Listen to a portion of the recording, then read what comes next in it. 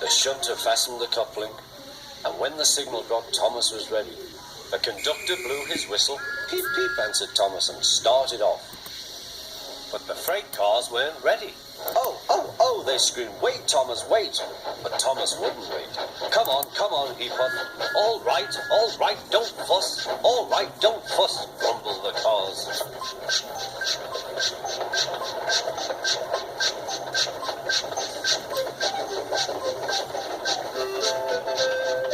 Thomas began going faster and faster.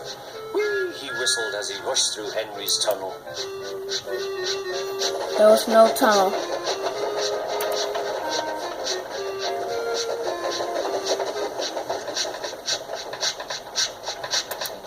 Hurry, hurry, called Thomas. He was feeling very proud of himself, but the cars grew crosser and crosser. At last, Thomas slowed down as he came to Gordon's Hill.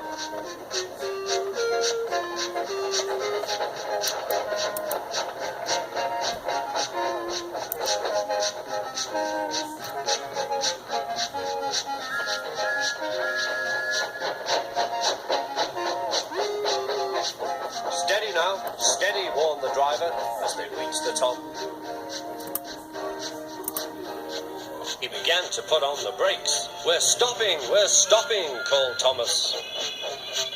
No, no, no, answered the cars, bumping into each other. Go on, go on. Before the driver could stop them, they had pushed Thomas down the hill and were rattling and laughing behind him. Poor Thomas tried hard to stop them from making him go too fast. Stop pushing, he hissed. But the cars took no notice. Go on, they giggled in their silly way.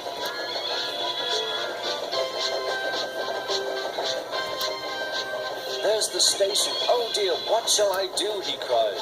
He rattled straight through and swerved into the goods yard. Thomas shut his eyes. I must stop. When he opened his eyes, he saw he had stopped just in front of the buffers. There, watching him, was the top of the hat.